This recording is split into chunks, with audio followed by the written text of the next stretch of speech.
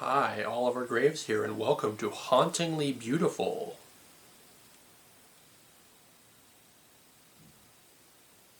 I suppose since this is the first video in what will probably be a one-off, the hope is that this will be a series that I'll do multiple videos talking about the subject. So what is Hauntingly Beautiful?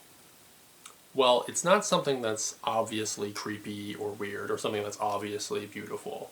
I'm trying to find something that's spooky, creepy, but really captivating in a place that you wouldn't normally find it. So something in, Dracula or Frankenstein, not exactly what I'm talking about. So this first video I'm going to be talking about a cartoon, Beast Wars, and I think by the end of it you'll have a better idea of what I'm thinking of when I think of something that's hauntingly beautiful. So first off, I am going to get into Beast Wars. If you're not familiar with the show, I guess I'll need to explain the show a little bit. Let's get into it. The premise is these robots, aliens. There's two ships. One was pursuing the other.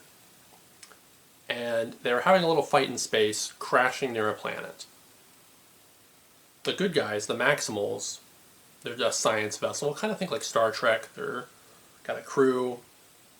They think, oh no, we might go down, we might crash. We have a whole crew in stasis, like sleeping, kind of like in, say, Avatar, they sleep on the way, or an Interstellar, or Alien, like cryogenic sleeping, but they're robots, so it's stasis. And they're all in these pods. So the Maximals say, hey, we should eject those pods just in case we crash, because that way they don't take the whole crew down with them. They don't really say it in this way because it's a kid's show. They kind of tiptoe around the D word, which is die.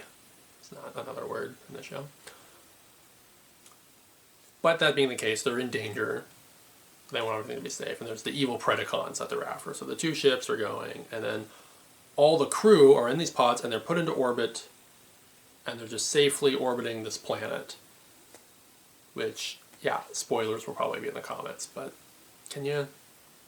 I'm not going to spoil it if you haven't seen the show. I'm going to try to tiptoe around things and just kind of talk about the parts I want to talk about in the show.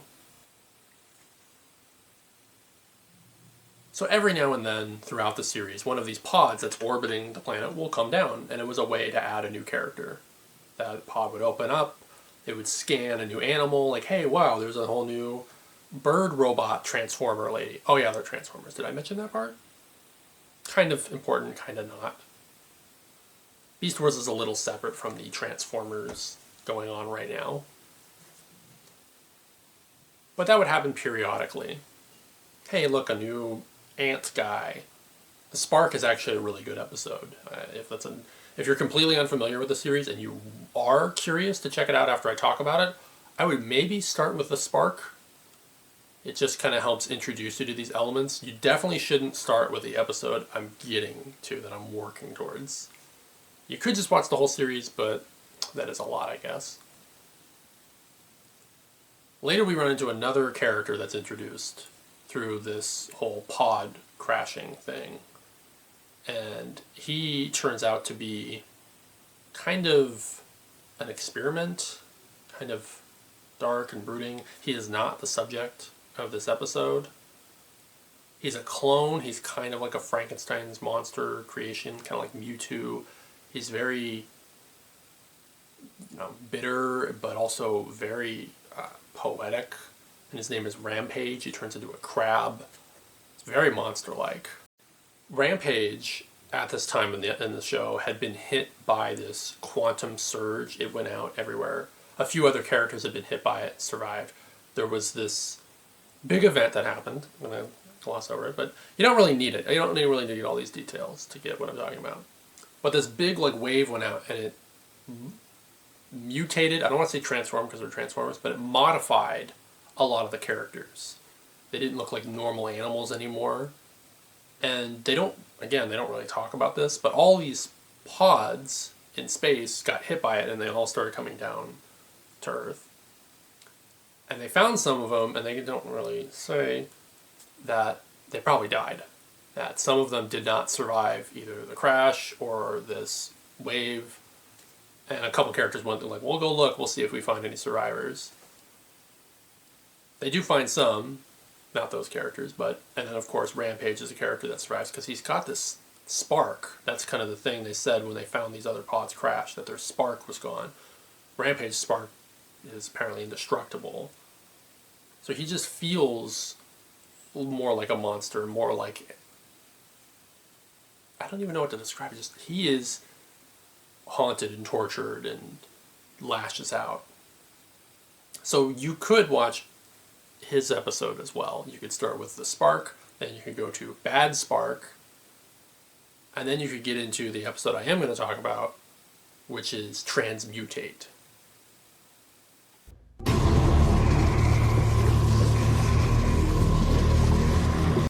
So when you come out of these pods, you're not just born. You know, you come out of it however you kind of were. You know, Rampage has memories. He knows what he did and everything. Airraiser, another character, she's the one highlighted in The Spark.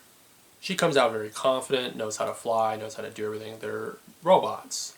There's a character in the show, Cheetor. He didn't come out of a pod. He was on the ship. He's very childlike. So Transmutate comes out of this pod, and they are very infantile in a lot of ways. They're very not understanding. So that's not something that's going to necessarily change.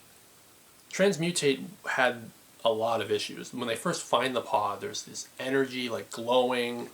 It's really strange stuff. So they also have that going on, and then they have a really strange look. Like there's tubes going back through their head. They have an inverted leg. Everything about them is off from what you would normally see, and they speak in a very weird manner. And Rampage meets Transmutate and is immediately like, aha, when someone like me. And there's another character, Silverbolt, who goes, we should protect this. This is life. This is another entity.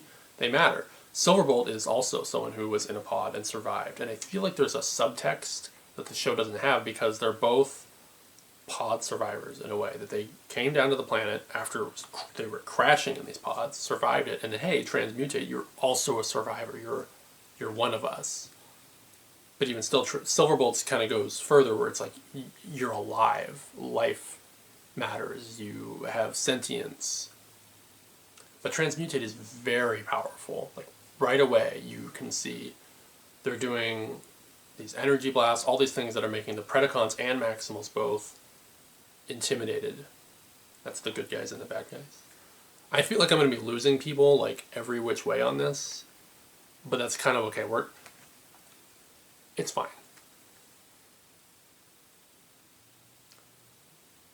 So Transmutate doesn't fit in, doesn't talk like the rest of them, can't function.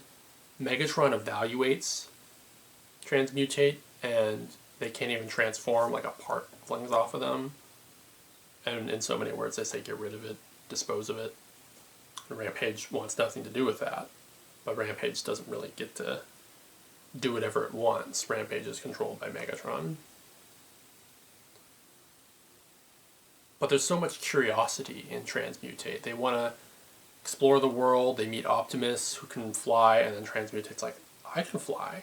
Just out of nowhere, they realize they have that ability, and they start to fly as well. Give him to me. I'll fly him to be repaired.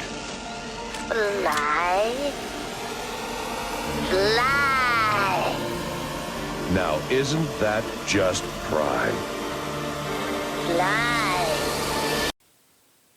But when they bring Transmutate back to the lab with Rhinox, he evaluates her, and it is not a good diagnosis. That logic circuits, a lot of things, not functioning, not working, but a very powerful being. So they think we should put it in stasis. Silverbolt is disappointed because he feels like we're acting just like the bad guys. They wanted to dismiss it, dispose, and then now what are we going to do with it? But they think it's a danger to everyone around it because it is powerful. It can do these blasts and stuff. Unfortunately, it doesn't work out for Transmutate. Spoilers. Silverbolt and Rampage fight over Transmutate again. Transmutate gets in the middle of it, and there's a very large explosion to stop the fight, and Transmutate is blown apart. And in the very haunting, chilling words, Transmutate says, "I am hurt," to Rampage before shutting offline. And the Maximals are there to fight Rampage, but Silverbolt dismisses them, saying, "Today we're brothers."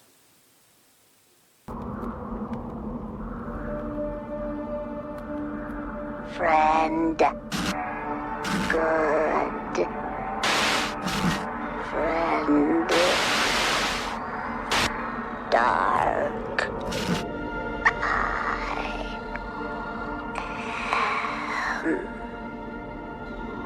Hurt.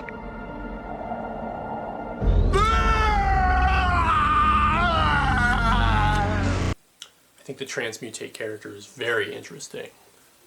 First off, some people call Transmutate she because they were voiced by a female voice actress, and there's not very many female characters on Beast Wars. In fact, I think there's only 2, Black Arachnia and Airazor.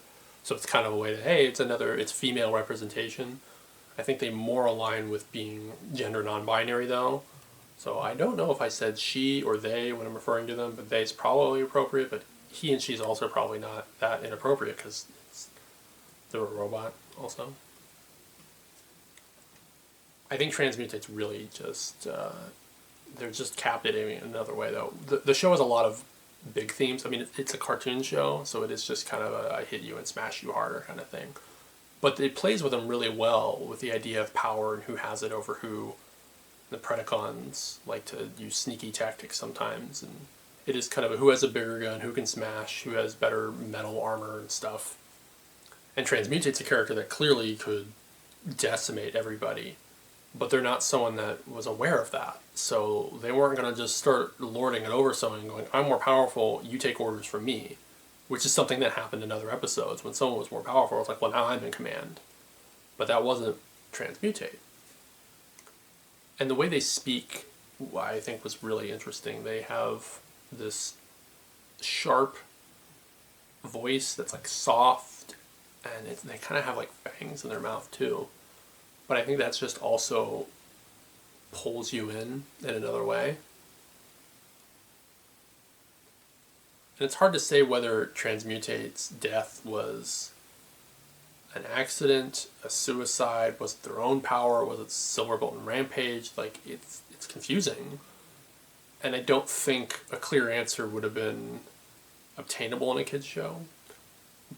But I think it works way better not really knowing.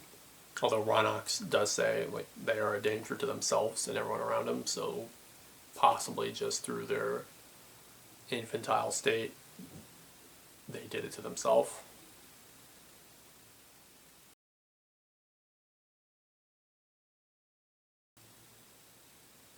It's very interesting to find an episode like this in a kid's show. And yeah, it still deals with blasting and, robot stuff. But it got very cerebral, very dark. There's even a line that Optimus says, "I don't feel like losing any more friends today," because he's calling back to a previous episode where someone had passed away. Because that happens in this show.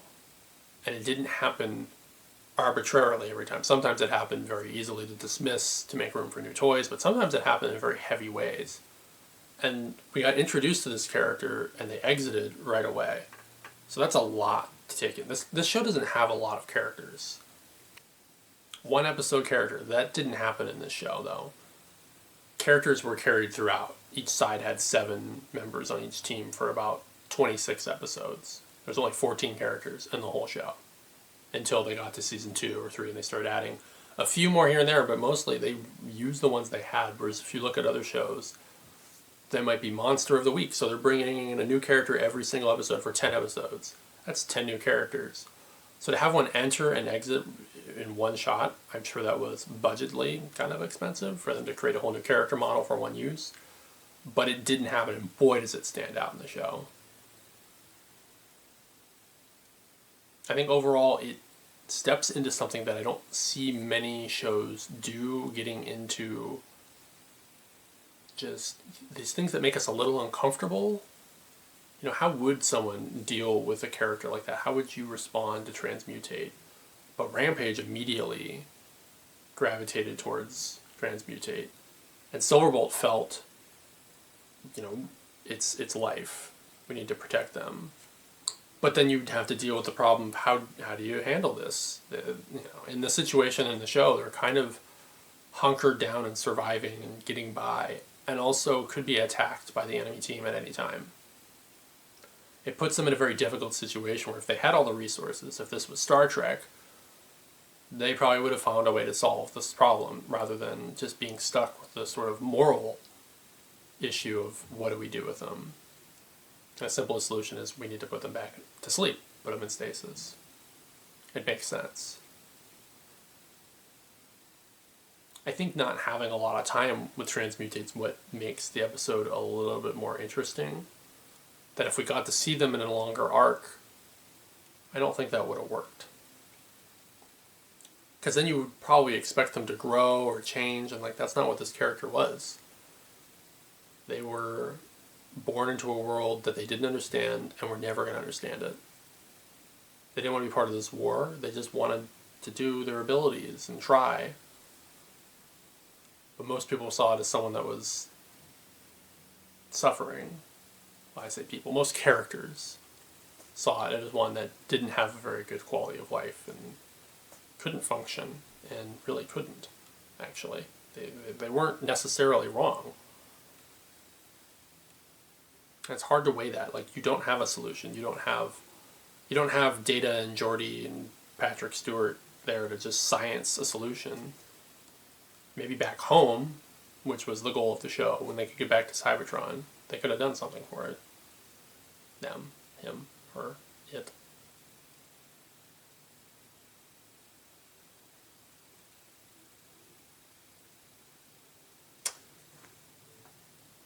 The rest of the episodes in Beast Wars are really not like this. The last season gets a little bit more jokey. I mean, there's definitely jokes already there throughout. You know, you can watch Waspinator or Inferno just get blown to bits. Or other weird gonk, blang noises. This is not like the rest of the show. And I think Season 2 got to the darkest points, which is really kind of great when you think about it, because the show is 52 episodes long, and they take their biggest dive down, like, in kind of attitude and emotions in Season 2, and then kind of come back out of it in Season 3, which I think is a way to do it. I know a lot of people are like, oh, I love when shows get dark and explore that. I'm like, I don't know that they should stay there, especially with the sort of end is, like, the good guys come out on top over the bad guys. Like, well, then start to build up to that heroicness a little bit, and maybe show that there's stuff worth fighting for, and that it's not just awful all the time. Like, let them have fun. And they do, but certainly not in this episode. So I hope that makes people understand Hauntingly Beautiful. We'll see if I do more, see if you have ideas for other things. I have other ideas for Hauntingly Beautiful. This was my metal one for the month, to go over Transmetal. See, it's a Transmetal. Rampage is Transmetal, Cheetor, they all turn Transmetal from that quantum surge. Beast Wars Metals is a thing in Japan. So it's part of my metal month. So thank you for checking it out. Please like, subscribe if you can. Support me on Patreon, but really getting me out there more if you like what I do. Check out the other things I do. I really appreciate it, and I look forward to seeing you again. Transmutate. Do not speak. None shall hurt you now. Come with me. Come.